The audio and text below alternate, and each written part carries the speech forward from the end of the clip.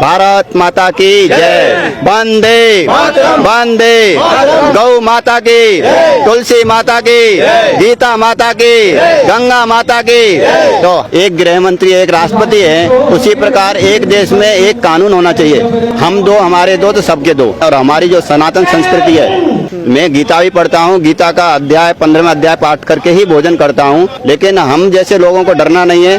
देखिए मेरे साथ में तो ऐसे मुस्लिम हैं जो मैं हरिओम बोलता हूँ तो आगे से सलाम वालेकुम की जगह हरिओम बोलते हैं। मेरे से कंठी मंगाकर धारण करते हैं, तुलसी की माला धारण करते हैं। यहाँ तक कि मैंने मस्जिदों में भी जा जाकर तुलसी के पौधे लगाए हैं। और सनातन धर्म के अनुसार एक मोक्ष प्रदान करने वाली एक तुलसी माता है। देखो हम एक पिता की संतान है, एक माँ की संतान है, और वो हमारी माँ है भारत माँ। तुझ में राम मुझ में राम सब में राम समाया है, कर लो सभी से प्यार जगत में कोई नहीं पराया है। एक ही माँ के बच्चे हम सब, एक ही पिता हमारा है, फिर भी ना जाने किन मूर्खों ने लड़ना हमें सिखाया है। जो वंदे मातरम नहीं बोल सकते तो उन्हें भारत माता में रहने का अधिकार ही नहीं है। शरीयत को भी ये नहीं बताता कि आप दूसरे की भावनाओं की अवहेलना करें। 4-4 बीबियां रखना और 44-44 बच्चे पैदा करना, वो खाली ये विद्रोह फैलाने के लिए, आतंकवादी पैदा करने के लिए ही सब कुछ ये समस्याएं हैं। क्या नाम है आपका? मेरा नाम HS खान है, मैं अलीगढ़ से बिलोंग करता हूं और अपने इस राष्ट्र निर्माण के कार्य में पिछले 5 वर्षों से लगा हुआ हूं।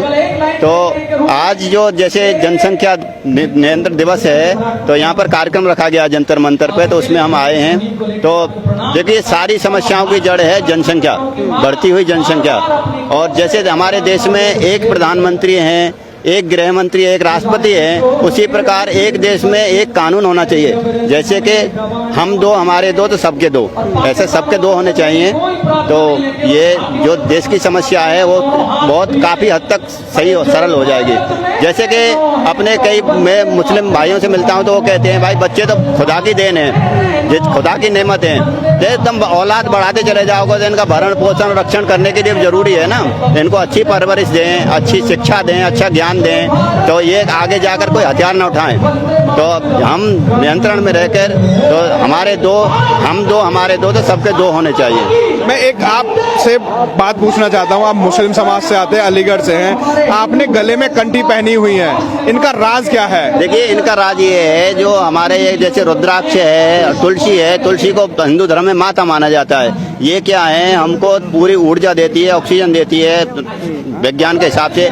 यहाँ तक हमारे हिंदू धर्म शास्त्रों में बताया गया है कि तुलसी तो मोक्ष प्रदान करने वाली है। मेरे अब्बा जान इस धरती से जाने वाले थे तो उनको तुलसी के जल मतलब कफ रुका हुआ था, तुलसी के पत्ते डालकर और गंगा जल उनको पिलाया गया तो उनके अच्छी तरह से मतलब उनकी वो हुई। तो एक बात और मैं जानना चाहूँगा, जैसे कि आप मुस्लिम समाज से आते हैं, आप अपनी बात बताइए कि आपके पास कितने बच्चे हैं और आगे का प्लान क्या है और क्या चाहते हैं आप मुस्लिम समाज से भी? देखिए मेरे पास एक लड़का है जो ग्रेजुएशन कर रहा है और अच्छे परिवार है, अच्छी करोड़ों की धन संपत्ति है, पत्नी है, मेरी माँ है, अब्बा जान दुनिया से रुखसत हो चुके हैं। और मेरे अंदर ये थोड़ा सा लोगों को जागृत करने के लिए, स्वस्थ करने के लिए योगासन प्राणायाम व्यायाम के प्रति रुचि थी। और मैं एक संत आसाराम बापू जी से जुड़ा हुआ हूँ, जिनके द्वारा मेरे को राष्ट्रहित की भावना कूट कूट कर भरी। दूसरा कुछ ऐसे लोग मेरे को मिले जो समाज में राष्ट्रहित के लिए जीवन देना चाहते थे। उनके सानिध्य में आकर मैं युवाओं को कॉलेजों में जाकर, इंस्टीट्यूशन में जाकर और स्कूलों में जाकर उनको अपने योग प्राणायाम व्यायाम इनके बारे में बताते हैं। और हमारी जो सनातन संस्कृति है उसमें कोई ये नहीं आता हिंदू मुसलमान सिख ईसाई, सनातन में यानी मूल, उसमें मूल में आ जाए तो हमारा स्वस्थ जीवन स्वस्थ बन जाएगा, सुखी बन जाएगा और सम्मानित बन जाएगा। और सुखी सम्मानित जीवन जीने के लिए जो एक समस्या पैदा हो रही है जनसंख्या, किसी एक अलग वर्ग की जनसंख्या ज़्यादा बढ़ती जा रही है, एक कम होते चले जा रहे हैं, तो ये एक ऐसा कानून आना चाहिए, हम दो हमारे दो तो सबके दो। तो एक बात और जानना चाहूँगा, जैसे कानून आता है तो वोट के राइट्स खत्म हो जाने से क्या लगता है कि इस पर पूर्ण प्रतिबंध लग जाएगा? देखिए अगर वोट पे प्रतिबंध लगाया जाए, कानून आता है तो ऐसा कुछ भी नहीं है। देखो जब भी ये चलते रहेंगे तो ये ऐसा कुछ भी नहीं है कि राइट खत्म हो जाएंगे।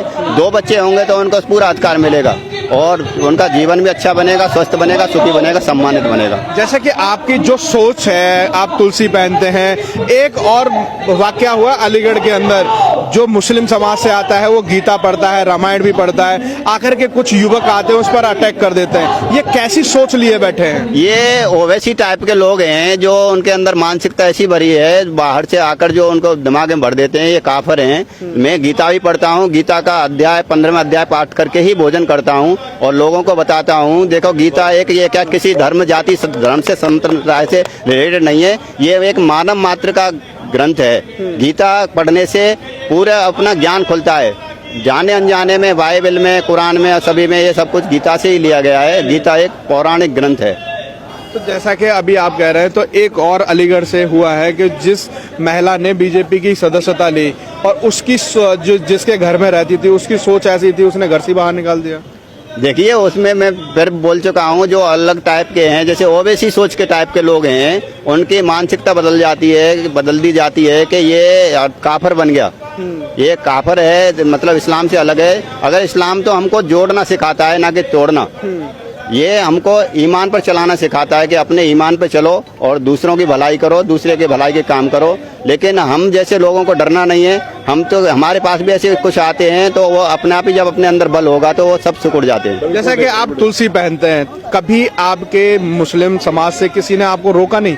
देखिए मेरे साथ में तो ऐसे मुस्लिम हैं जो मैं हरिओम बोलता हूं तो आगे से सलाम वालेकुम की जगह हरिओम बोलते हैं। और तुलसी की जब उनको महिमा बताई तो तुलसी की कुछ मेरे से कंठी मंगाकर धारण करते हैं, तुलसी की माला धारण करते हैं, तुलसी का अर्क लगाते हैं, तुलसी का पौधा अपने घरों में लगाया है। यहाँ तक कि मैंने मस्जिदों में भी जा जाकर तुलसी के पौधे लगाए हैं, उनके फायदे बताए हैं तो उनका लाभ लेते हैं। तुलसी एक बॉन्डर ड्रग्स, एक अद्भुत औषधि है और सनातन धर्म के अनुसार एक मोक्ष प्रदान करने वाली एक तुलसी माता है।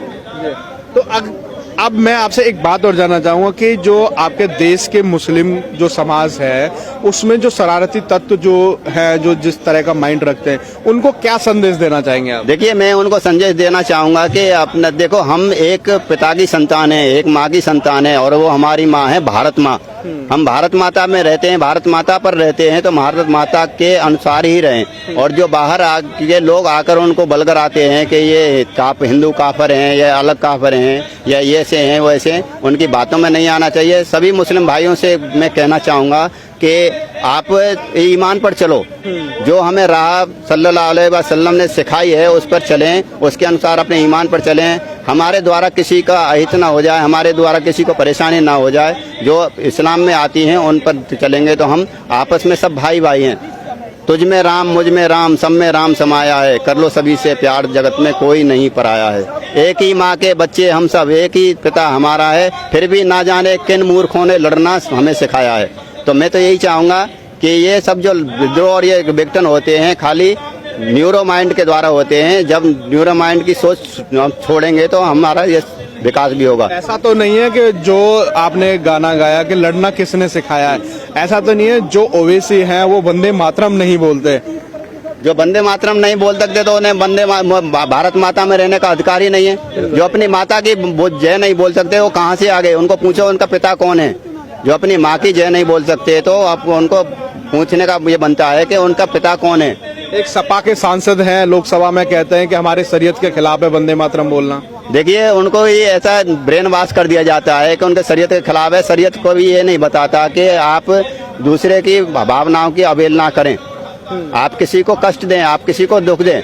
और हमारे सभी का अधिकार बनता है कि जब भारत में रहते हैं तो भारत माँ की जय बोलें। वंदे मातरम भी भारत माता का ही दूसरा नाम है। तो मैं तो गर्व से बोलता हूँ और उनसे कहता हूँ आप भी सभी गर्व से बोलें, भारत माता की जय, वंदे वंदे, गौ माता की, तुलसी माता की, गीता माता की, गंगा माता की।